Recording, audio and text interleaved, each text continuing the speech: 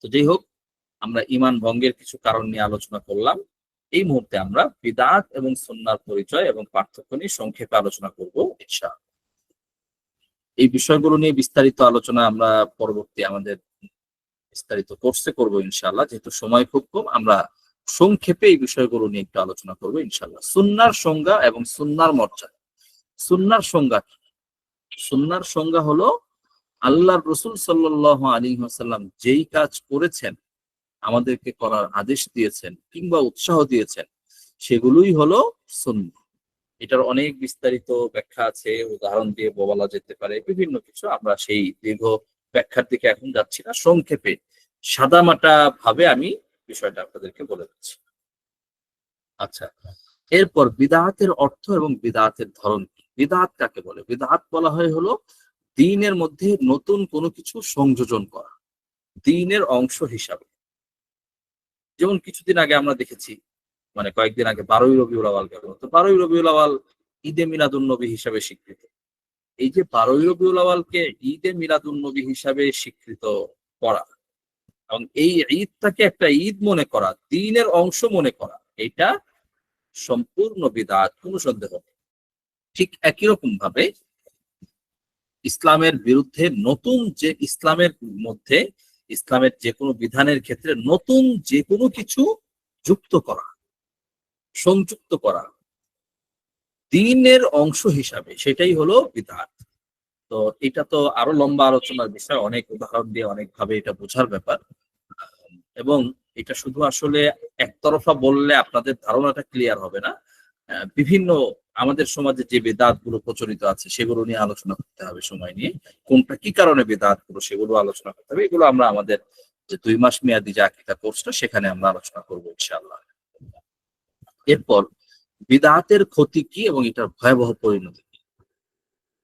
বিদআতের ক্ষতি হলো, বিদআতের সবচেয়ে বড় ক্ষতি হলো, এক হাদিসে আল্লাহ রাসূল সাল্লাল্লাহু আলাইহি ওয়াসাল্লাম বলেছেন, যখনই যখনই কোনো কওমের মধ্যে কারো মধ্যে বিদআত ছড়িয়ে পড়ে, সঙ্গে সঙ্গে এইটার সাথে সাথে যে আবশ্যকীয় ফলাফলটা যেটা ঘটে সেটা হলো যে মানে বিদআত, আল্লাহ রাসূল সাল্লাল্লাহু আলাইহি ওয়াসাল্লাম বলেছেন যে যেখানেই বিদআত অনুপ্রবেশ ঘটে সেখান থেকে যাদের মধ্যে বিদআত আসে তাদের থেকে ওই হারে যেই পরিমাণ বিদআত প্রবেশ করে সেই পরিমাণ সুন্নত তাদের থেকে ছিনিয়ে নেওয়া হয়, অর্থাৎ তারা সুন্নত থেকে সেই পরিমাণ দূরে সরে যায়।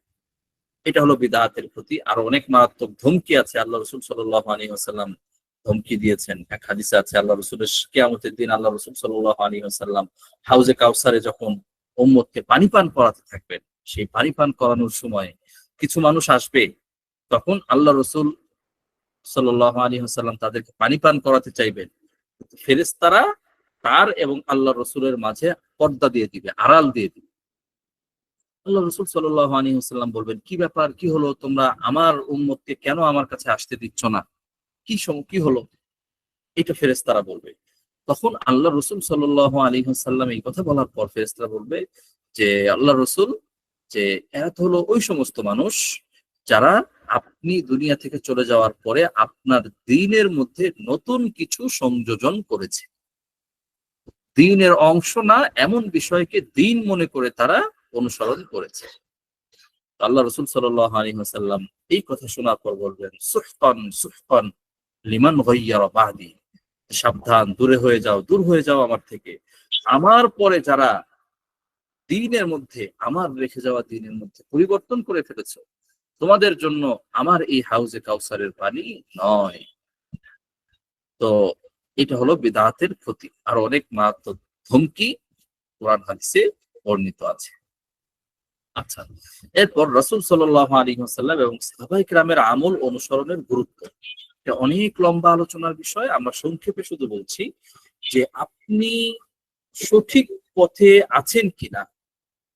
আল্লাহর রাসূলের সাহাবায়ে কেরাম হলেন ওই জামাত যারা সরাসরি আল্লাহর রাসূলের কাছ থেকে দ্বীন শিখেছে। তারা হলো ওই জামাত যারা সরাসরি আল্লাহর রাসূলের কাছ থেকে দ্বীন শিখেছে এবং আল্লাহর রাসূল তাদেরকে নমুনা হিসাবে তৈরি করে গেছেন। কোরআনে কারিমে আল্লাহ পাক রব্বুল আলামিন তাদের অনুসরণ করার প্রতি উৎসাহ দিয়েছে। এই জামাত হলো সাহাবায়ে কেরামের জামাত। তো সাহাবায়ে কেরামের এই জামাত, তাদেরকে অনুসরণ করা, তাদেরকে অনুসরণ করা, এইটা একজন মুসলিমের জন্য অনেক বেশি জরুরি। সাহাবায়ে কেরামের অনুসরণ থেকে যে যতটুকু দূরে সরবে, সে ততটুকু ইসলাম থেকে দূরে সরে যাবে, এতে কোনো সন্দেহ নেই। আমরা পরবর্তীতে ইনশাআল্লাহ এই বিষয়টা নিয়ে আরো বিস্তারিত বিভিন্ন দলিল প্রমাণ, বিভিন্ন কিতাবাতি রেফারেন্স সহ আলোচনা করবো ইনশাআল্লাহ।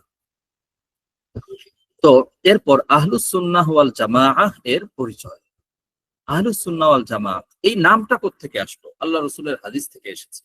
আল্লাহ রাসূল সাল্লাল্লাহু আলাইহি ওয়াসাল্লাম হাদিসে ইরশাদ করেছেন যে আলাইকুম বিসুন্নতি ওয়া সুন্নাতিল খুলাফায়ে রাশিদিন আল মাহদিয়্যিন, যে তোমাদের উপর আবশ্যক হলো, তোমাদের জন্য জরুরি হলো, তোমরা আমার সুন্নতকে অনুসরণ করবে এবং আমার পরে আমার যে খুলাফায়ে রাশিদ যারা হবে তাদেরকে তোমরা অনুসরণ করবে। আরেক হাদিসে আল্লাহ রাসূল বলেছেন যে খুলাফায়ে মানে খেলাফত চলবে, আমার ইন্তেকালের পরে খেলাফত চলবে হলো 30 বছর, যেটা মূলত হযরত আলী রাদিয়াল্লাহু তাআলা আনহুর খেলাফতের মধ্য দিয়ে শেষ হয়েছে। আচ্ছা, কেউ কেউ হযরত হাসান রাদিয়াল্লাহু তাআলা আনহুর সময়টাকেও খলিফায়ে খেলাফতে রাশিদার মধ্যে অন্তর্ভুক্ত করেছেন, কিন্তু মৌলিকভাবে আলী রাদিয়াল্লাহু তাআলা পর্যন্ত হলো সুনিশ্চিত খেলাফতের শুরু। তো আল্লাহ রাসূল খলিফায়ে রাশিদদেরকে অনুসরণ করতে বলেছেন সুস্পষ্ট সহিহ হাদিস। তো এরপরে বলেছেন যে আদু আলাইহা বিন নওয়াজিজ, তোমরা শক্ত করে এই আদর্শগুলোকে আঁকড়ে ধরো। কেন? তাহলে তোমরা হেদায়েত পেয়ে যাবে।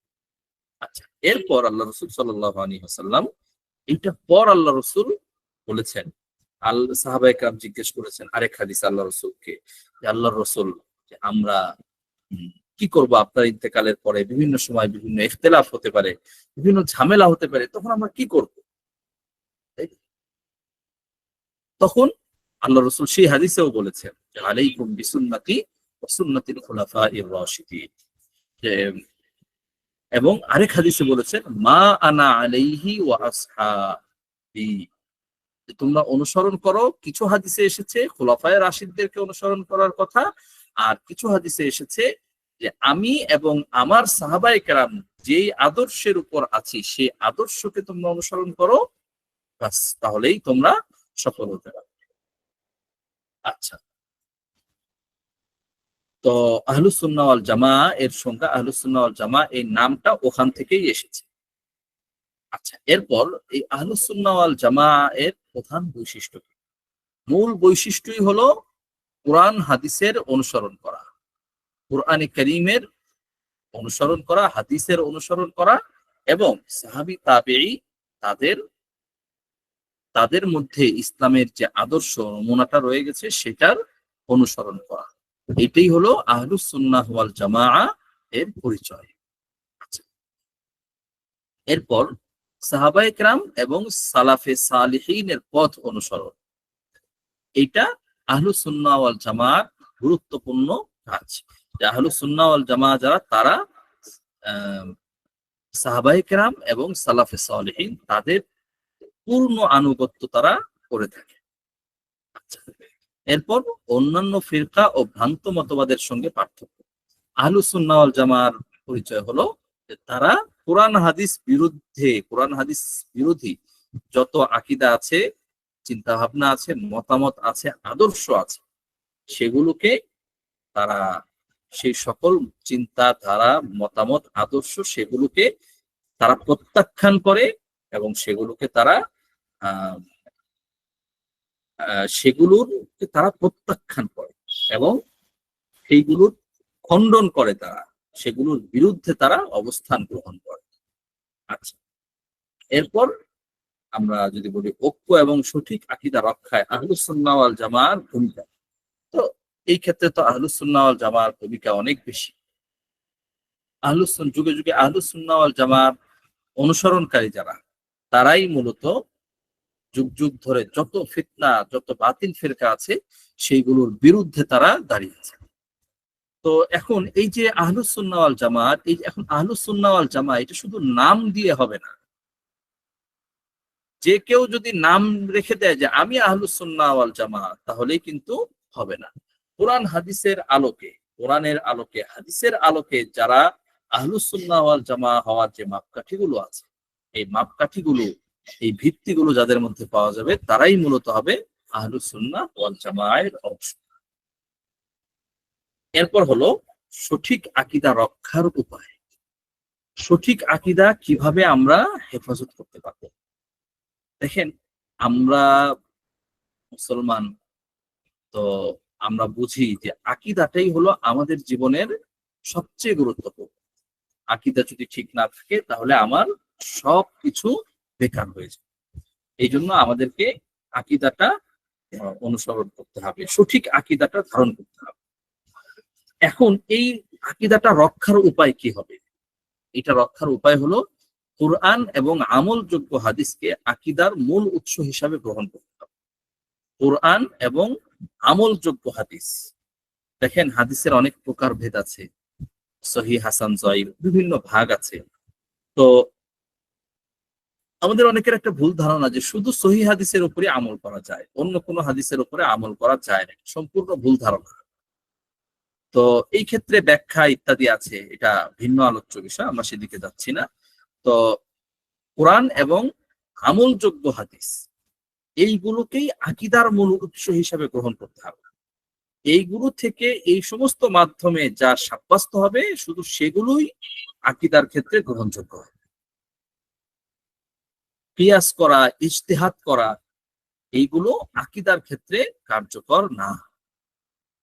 এরপর বিদআত, শিরক এবং ভ্রান্ত মতবাদ থেকে দূরে থাকা। সব ধরনের বিদআত, শিরক এবং ভ্রান্ত মতবাদ, কুফরি, এইগুলো থেকে দূরে থাকলেই আপনি আপনার নিজের আকীদাটাকে রক্ষা করতে পারবেন। আপনি যদি এইগুলোর মধ্যে লিপ্ত হয়ে পড়েন, তাহলে আপনি নিজের আকীদাটাকে রক্ষা করতে পারবেন না।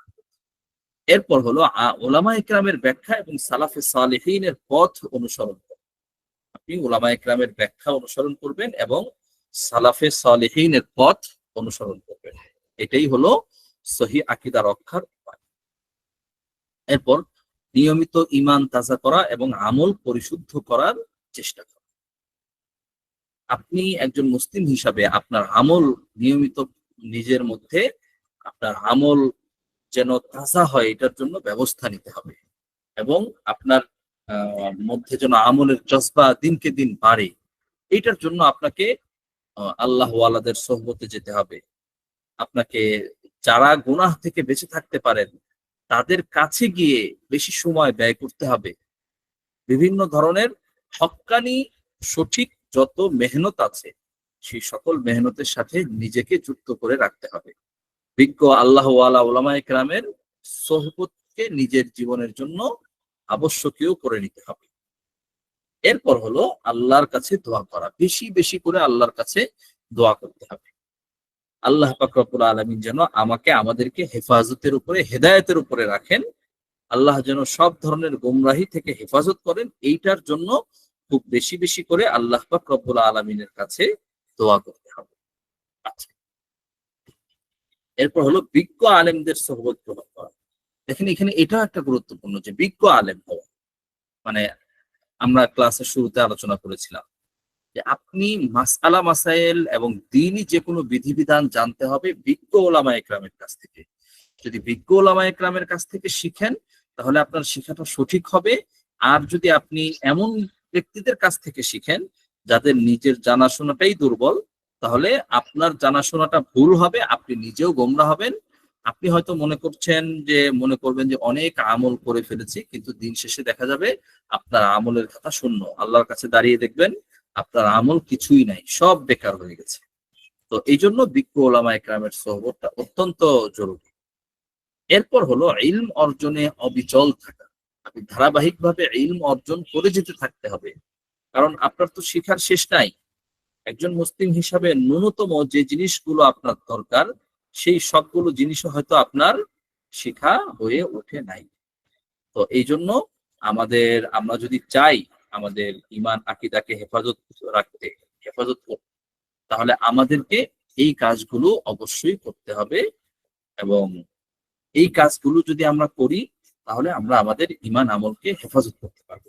যখনই যে কোনো ক্ষেত্রে আপনার সন্দেহ হবে যে যখনই আপনার সন্দেহ হবে যে এই জিনিসটা কি সঠিক নাকি সঠিক না, সেই ক্ষেত্রে আপনি বিজ্ঞ ওলামায়ে কেরামের শরণাপন্ন হতে হবে, তাহলে আপনি সেগুলো থেকে বেঁচে যেতে পারবেন।